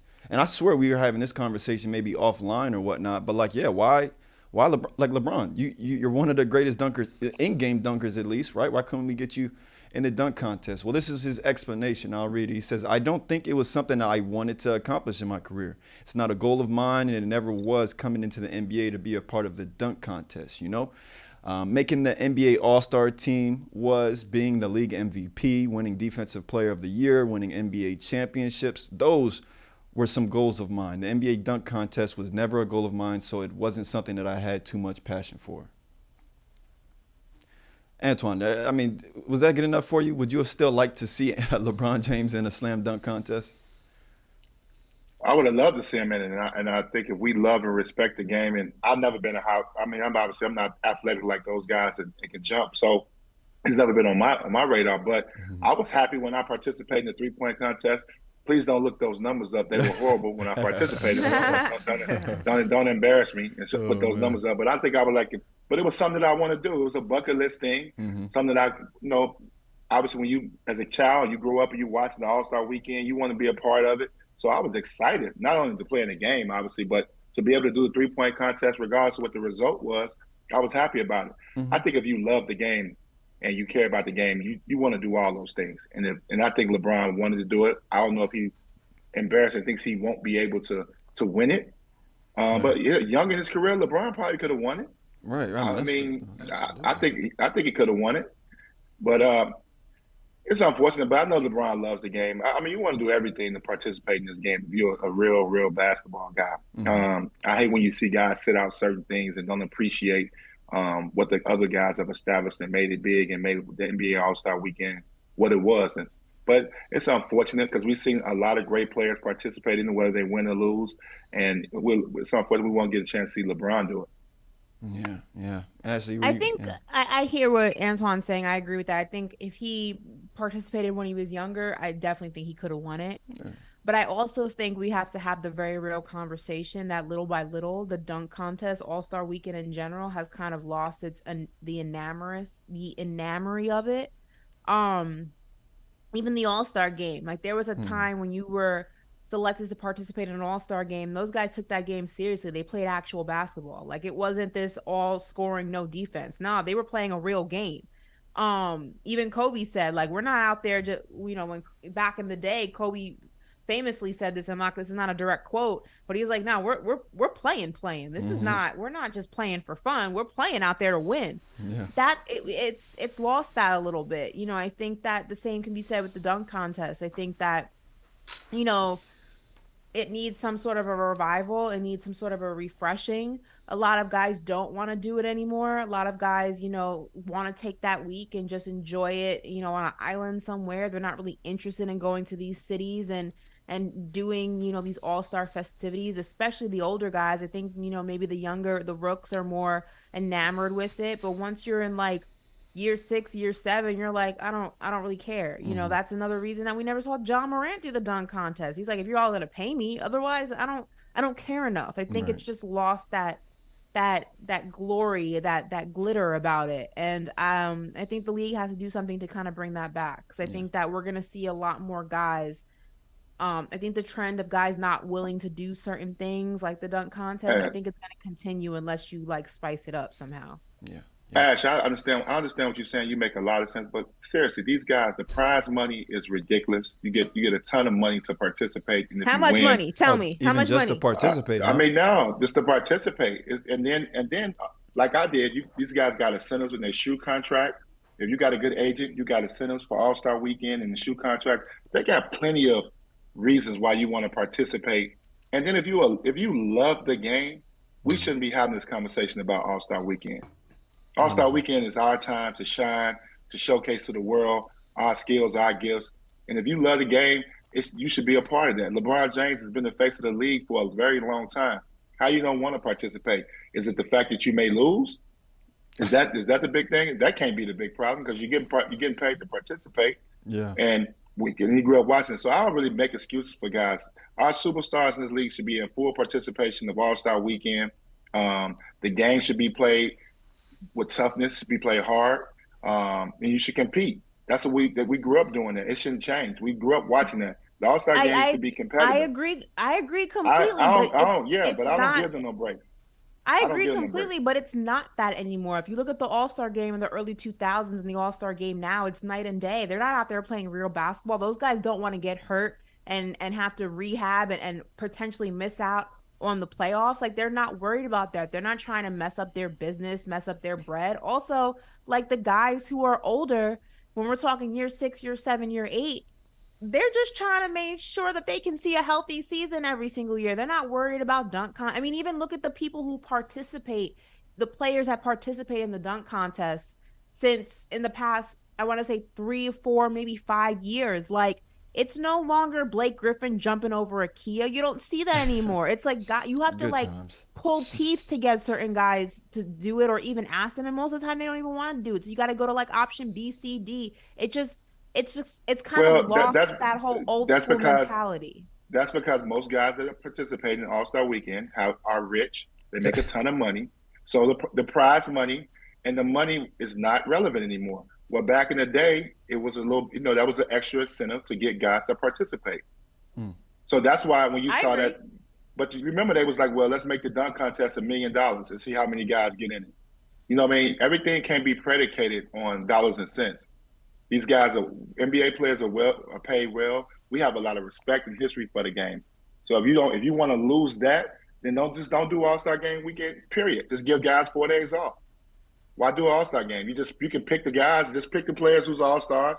We can send a list out and say you made the All-Star team, you're an All-Star, but don't have a game. If you want to do that, if we're going to continue and guys don't have respect for the game, then let's just do it that way. That honestly seems to be the direction. It's an old school. You have more of an old school mentality. I agree with you. All-Star Weekend, the All-Star Game, the Slam Dunk Contest was what once held in high regard. That's not the case anymore with this next generation of players, and it's prevalent in who participates, who doesn't, who's not really stressed about being selected, who's like, thank God I wasn't selected, now I can go to Cabo for a week. Like it's different. I don't know how you change it. It's kind of just where the mindset of the athlete is now. I don't know how you change that. I don't think you change history. I think you continue to, obviously the right people get selected. And when they decide, they give you that phone call, and if you don't want to participate or you don't want to be involved, just, okay, you remove yourself. But I still think you keep it on. I think it can be changed. I think obviously with the money and the prize money being as big as it wasn't even big back then. The prize money is huge now. Yeah. So I think guys will start to participate. These young guys the younger group of guys like dunking, the basketball, they like shooting the three, all that stuff. So I think if you still stick with it, and we stay away from the veteran guys who think they're too good for it, I think it still could be good. I mean, the dunk contest to me was really entertaining last year. I don't know if you guys liked it or not, but I thought the dunk contest and the three-point contest is always good because we get the elite shooters in there. Yeah, I love the three-point contest. Yeah. Yes, because you get elite shooters in there. Absolutely. No, you guys make some great points. You guys definitely make some great points. But moving on, you're listening to Paper Route on Faction Talk, Sirius XM, Station 103, or you're watching live on YouTube on the I Am Athlete channel. I want to get you guys' thoughts on this, though, right? Pistons, they add travel and healthcare benefits to Monty Williams' contract for his wife. Unfortunately, his wife has been diagnosed with breast cancer. So, I mean, I think this is a great gesture, from the Detroit Pistons. Just want to get you guys' thoughts on that. Yeah, I loved it. I think that it's just a really considerate and compassionate thing to do. And I think that sometimes in the business of sports, that can get lost sometimes. I think everything's treated like a camaraderie and people are treated as products and not people. But I think that moments like this and stories like this kind of restore your faith that there are, organizations that still see their players and their coaches as people first. And I'm sure that, this also had to do with the fact that they really wanted him as their head coach. And, this was a way of making him as comfortable, his family as comfortable as possible to get the guy that they wanted. They didn't have to do it. Sometimes when people want you bad enough, they'll do things that, they don't have to do, but they will do to get you. But it's a very classy move by Detroit and the Detroit organization to not only pay Monty Williams handsomely, but also to consider, his family and what the drain of, or what the drain mentally and spiritually and emotionally of constantly worrying about his family while trying to do his job would take on him, and alleviating that load for him a little bit. Yeah. So round of applause for them. I thought that was very classy of them.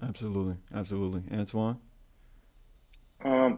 I think Ashley's put it in the right perspective. I think obviously it's a very classy move. Hopefully other organizations get concerned with coaches and what they may have going on in their life, what is going on with him personally, and to put it into their situation. I think it speaks volumes. And it's going to be big. I think that's going to help draw free free agents there. I think players look at that, they understand that, and hopefully it kind of carries on through the league because everybody's not going to have family problems, but the fact that they're willing to take care of the coach, we've always seen organizations step up for players and making sure their players are set, but to do it for the coach and especially a coach that they're bringing in now, it speaks volumes. And hopefully it passes through the league that more owners start paying attention to what's going on with their coaches too in their personal life that can help them be better coaches. You got to think this is going to help Monty Williams be even a better coach now. Absolutely. And giving him all the resources and tools and things he needs to get the team and organization back where it needs to be, back on top. So it speaks volumes for the Detroit Pistons organization, and hopefully it carries on throughout the league. Yeah, absolutely. So a gesture like this, that's going to make Monty Williams just want to sacrifice that much more for the franchise and for his players. So, again, I think it was a great gesture by the Detroit Pistons.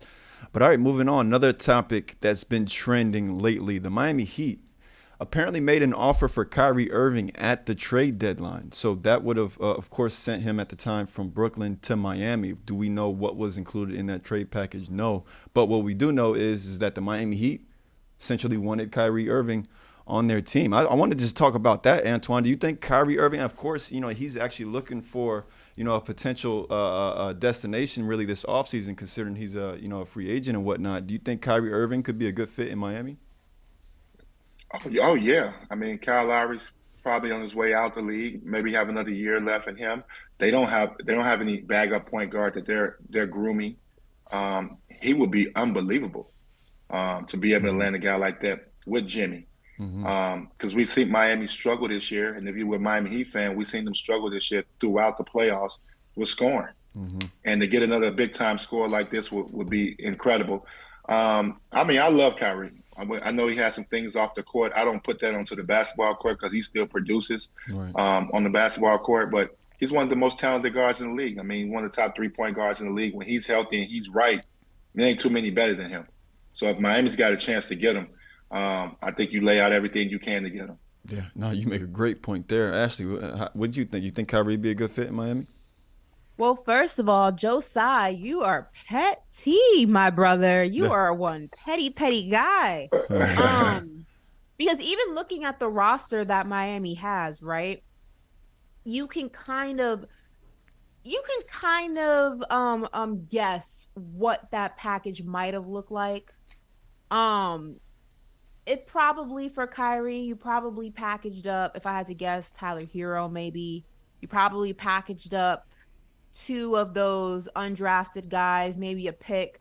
I would be willing to bet Miami put together a nice little situation for Brooklyn, especially a team that lost both of their stars, actually all 3 of their stars. Oh no, Ben's still there. So you lost James Harden, you lost Kevin Durant, you lost Kyrie Irving. And I don't know if Brooklyn is a destination now with what that team looks like that you're going to really be able to land a star of that magnitude to Brooklyn. So you would have gotten a nice little solid package from Miami that could have made a nice little team. Josiah was just in his feelings. Like, I ain't sending you to Miami. You want out? I'm sending you to the worst possible place I can think of. It may not be OKC. It may not be Portland, but I'm going to send you to the least desirable location of all the locations that want you. So that's petty. But I think that Kyrie in Miami would be a nice fit. I mean, he has the scoring. He gives them the scoring push that they need. He's a good facilitator also when he's in that mode. Watching that team, obviously you need, that scoring help, like Antoine said.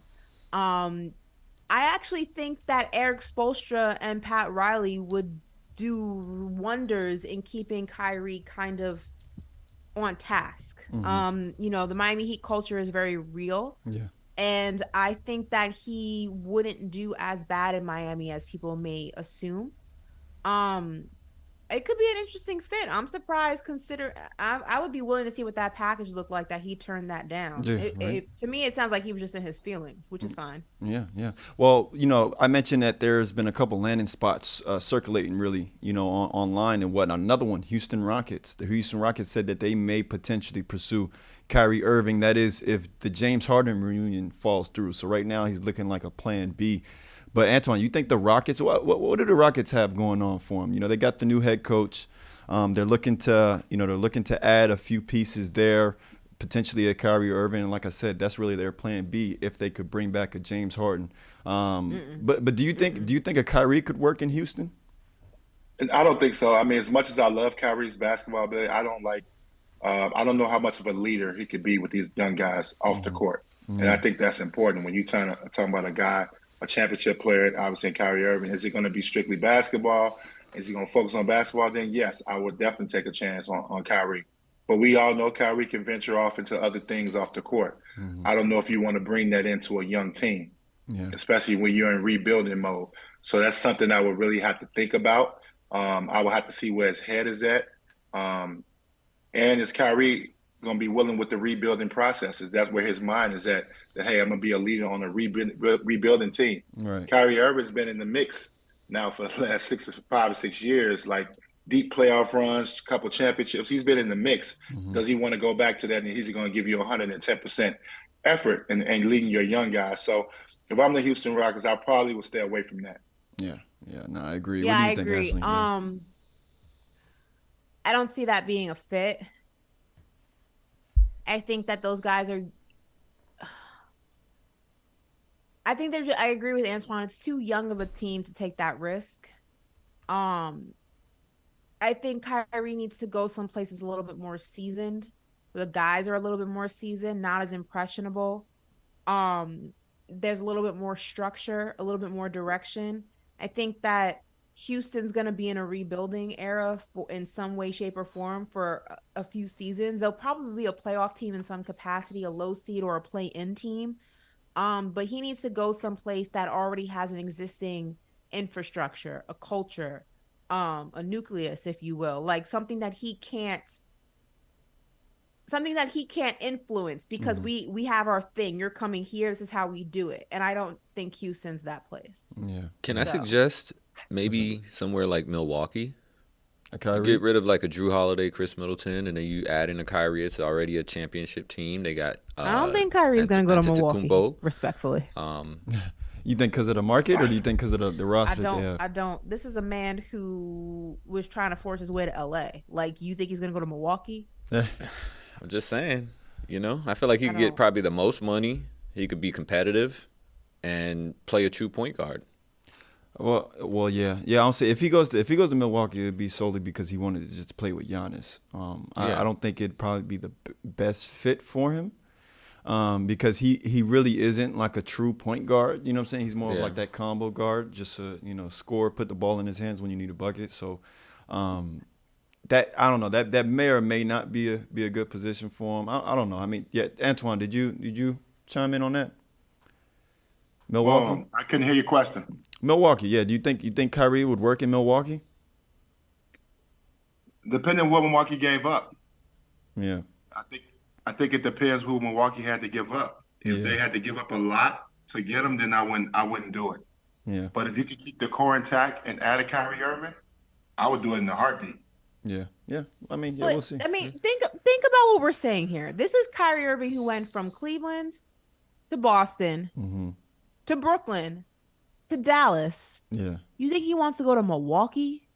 Yeah. Like, if he's you want to be been in competitive. 3 major cities in his last 3 stints. They've all been major big. I mean, Dallas is not considered a big market, but it's a substantial it's a desirable market. Location, like, at least. It's not the worst place to live in America. Like, not saying that Milwaukee's a bad place to live. I've never been. As you guys know, I'm probably banned from the city of Milwaukee. So, like, let me not say that it's a terrible place. Right. But, like, if LA is an option, if Dallas is an option, if Miami's an option, Milwaukee kind of doesn't. No, it definitely doesn't sound tantalizing. I think it's just, I was thinking more like if he was just focused strictly on getting his big contract and getting a ring.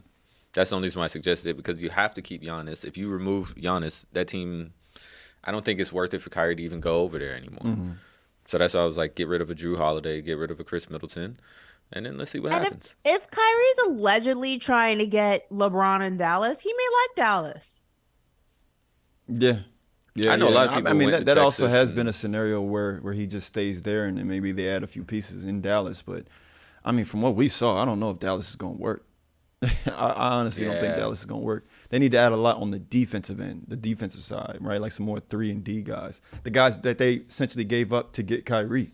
They had a solid team, but they gave up a lot of their defenders. So I'd say that's probably where they need to address. But I want to talk about another point guard, right? We're going to move on from Kyrie. Another point guard who's looking for a new home potentially is Chris Paul, right? Now, according to Kevin O'Connor of The Ringer, there's 3 potential landing spots for him, right? One that's come up is the Clippers, Kawhi Leonard, Paul George, right? Throwing in the mix there. The Lakers, of course, Chris Paul teaming up with LeBron, and then the Spurs was another one that came up, and I thought that was an interesting one. I kind of want to go through each of those one by one. Antoine, you think the Clippers would be making that reunion with the Clippers there? Do you think that'd be a good landing spot for Chris Paul?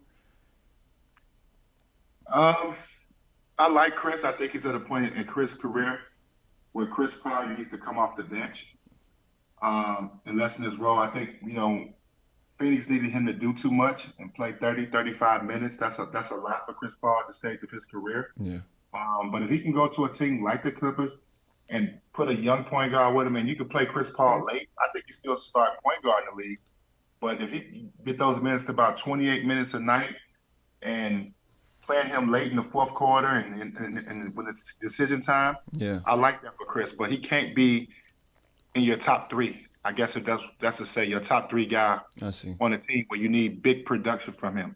He does have nights where he does get that done because he's obviously a great player.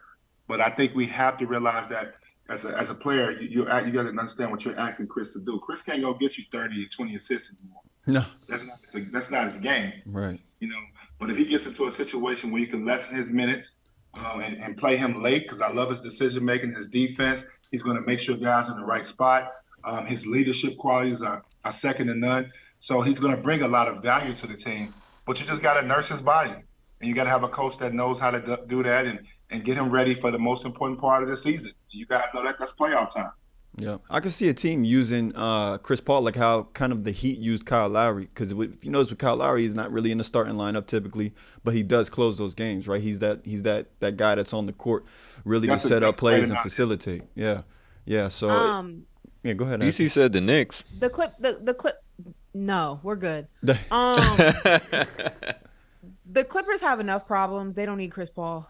They got enough issues going on over there. Mm-hmm. Here's the thing. Can any team use Chris Paul in some capacity? Like Twan's saying, if you use him smartly and you don't expect him to be the guy? Absolutely. Can they do it on the contract that he's currently on? No. Chris Paul is going to have to go ahead and restructure that deal. Mm-hmm. Like, I can't see any team paying him that because Kyle Lowry's overpaid for what he produces. Mm-hmm. Like, he's making, I was baffled yesterday when I found out how much money that man was making. Yeah. Like, you can't pay somebody who you can't play for most of the season without worrying about if he's going to be available for the playoffs. You can't play somebody who you can't pay somebody who you can't play for most of the season because you're worried about what version of him you're going to get because he's no longer in his prime. He's aging or is aged, whatever terminology you want to use. The deal, he has to be paid less money. Like, I think any team can be beneficial with a Chris Paul. I mean, I think any team would reap the benefits of a Chris Paul, but not for what he's being paid. That's a lot of money for someone who's just not that guy anymore. No shade, but he's not that guy anymore. Right. Well, I want to talk about his fit maybe on the Lakers, right? I know you mentioned, Antoine, that he'd be somebody that would need to come off, the bench for the Lakers. Let's say if the Lakers, part ways with a D'Angelo Russell, would you put Chris Paul in the starting lineup on the Lakers? Because I think the idea with that situation is that you'll insert a Chris Paul, kind of take the ball out of LeBron James's hand as much. I'm not sure how his game would morph, but then you got Anthony Davis and whatnot who could use another facilitator on the floor. How do you think his fit, on the Lakers would be? Well, the Lakers would be a good fit at this point in his career. The thing is with the ball, LeBron is so ball dominant. Mm-hmm. So you don't know how that's going to really work. So you got to play Chris more with the second unit probably, so he can be effective in the pick and roll and the things that he does really well. But I think at this juncture in Chris Paul's career, and as he spoke about, I just think he's willing to do whatever it takes to get him a title. So I think he can take any role that you put him in. But I like him with LeBron then because Chris can still stick his spot, make his spot. He's not a great three-point shooter, but he can make a three. And he still can create his own shot. So you take a lot of pressure off LeBron having to do everything off the dribble, creating for other guys and getting those guys shots. And you got to remember, AD's down there in the middle too. Yeah. You know, Chris Paul has played with good centers. So he knows how to play with that. I just think he's a great addition. I think he has to lessen his role. I think if you want to play Chris Paul 35, 37 minutes a night, that's not where he's at in his career. But if you can get him in a situation where he's playing late, maybe playing 25 to 28 minutes a night, but he's closing games out, sky's the limit on how far a team can go with Chris Paul. Yeah, no, I agree. You think he has a good fit with the Lakers? I think he'd be a good fit in LA. Not for 30 M's though. It comes down to the money I'm for you. I'm actually very surprised also. I mean, I don't know if he hasn't officially been moved yet, so it's still time. The only thing that concerns me a little bit is the unwillingness thus far. Let me rephrase this correctly. The only thing that concerns me a little bit is if he was willing to do whatever it takes to win. Let's be honest. You have in Phoenix Kevin Durant, Devin Booker. Hopefully you have a healthy Kevin Durant all next season, a healthy Devin Booker. Obviously you have other pieces that you need to fill the gaps in. But why wouldn't you restructure your deal to stay there? Yeah. Like, the concerning thing for me is I hear what Torm saying. He, at this stage in his career, he wants to do everything that he wants to do to win. But if you went to the Phoenix front office and said, hey, look, I want to stay here. Let's restructure my deal so you can go ahead and fill in the gaps where need be so we can win. Let's do that. That not even being emerged in all this news that we're talking about with the Suns leads me to believe that he's not necessarily willing to take a pay cut. And that's concerning because I don't know who's going to pay him $30 million. Yeah, no, that is a good point. That is a good point there. I wouldn't take a pay cut. You said you wouldn't? If you're Chris Paul, you wouldn't? Not at this point. Unless only way I'm taking a pay cut, Ash, hear me out. Only way I'm taking a pay cut if I'm joining the team to get me a title. And I truly believe there's a team that I can win a championship, something that I haven't accomplished in my career.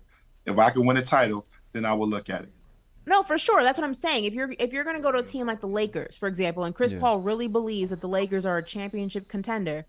Yeah, I would take a pay cut. Okay, cool. It's a pay cut. But I was even saying in terms of the Phoenix Suns, the Suns have holes they have to fill in, but that's still a team with Kevin Durant and Devin Booker. And if you go ahead and draft correctly, free agency correctly, all that, why wouldn't you go to the Phoenix front office and say, hey, I know I'm sucking up a lot of cash right here. Right. I think this team can go all the way. Let's see how we can restructure this deal to get the pieces that we need to win. The reason they lost was, one, Kevin Durant didn't have a full healthy season, and two, they had no team.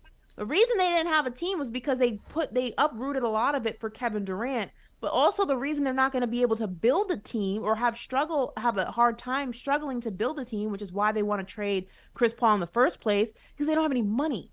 There's no money there.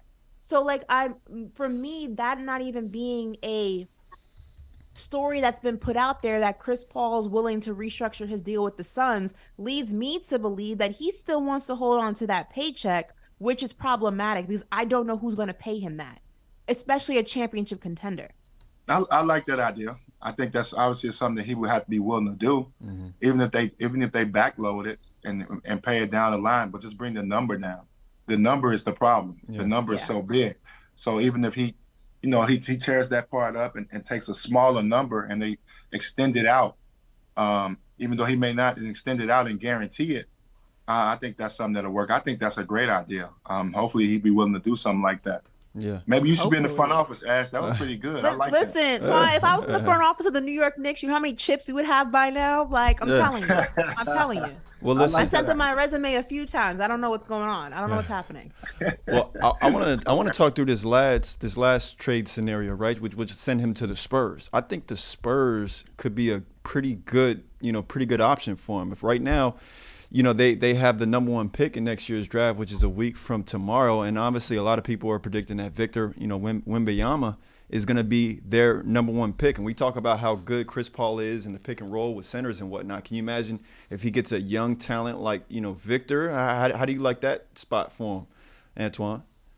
I mean, I like Chris Paul in any spot. I'm a fan of Chris Paul. I like it, but Chris Paul has to be realistic with himself and where he's at in his career and how many minutes he wants to play. Yeah. On top of, you know, obviously the dollar amount.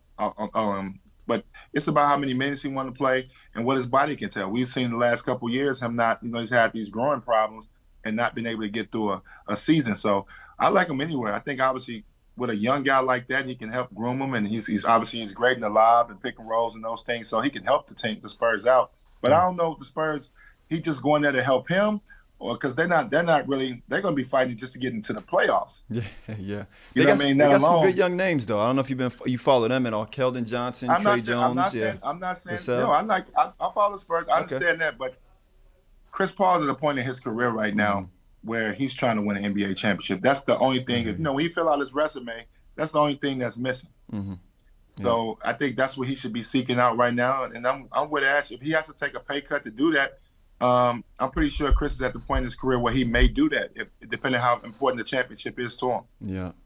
Any final thoughts on that? I just think with the Spurs, though, the only thing is the Spurs aren't going to be a championship contender. Let's be honest. That's a project. Yeah. Although Wemby is a freak, the NBA is the NBA, and he's not going to be ready to go right away.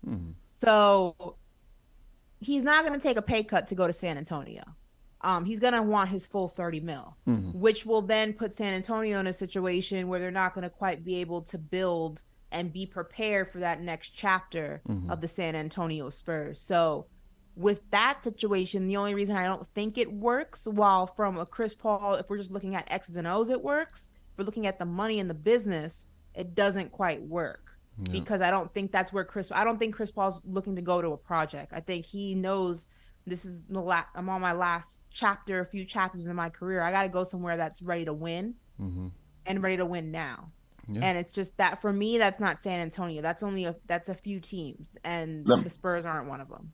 And let me add this too, just to the conversation. Let's be realistic. We have to think about it. And obviously, I played in the league, and you guys can put your input on this as well. But just think about it. Why should I sacrifice my money? And there's no guarantee that I'm going to get a championship. Obviously, I want to play for one. But this is a business too. Yeah. And, you know, he got to put that in consideration. Where can he make that money at? Is he going to make another investment somewhere in the world that's going to give him that kind of money? Right. Or I'm going to just make my money, because it's a business part of it too. So it's not necessarily, it's up to Chris Paul, I think, decide what he wants to do. Is a championship that important to him to add to his resume to actually have a shot at it? Because there's no guarantee he's going to get it. So I don't know if I'm going to be willing, Ash, to give up a big chunk of my money, money that I may not be able to get back. Yeah. You know what I mean? So it's a tough situation. And I guess we'll see how important playing for a title for Chris Paul is. Yeah. No, it'll be interesting to see how this all plays out. But that is our show. Antoine Walker, of course, we always appreciate you being on as always. Ashley Nicole Moss, of course, we hope that foot, you know, is healing fast and whatnot. But it's Corey in the cut, it's Woo in the West, BC in the booth, and Mysterious Marineville.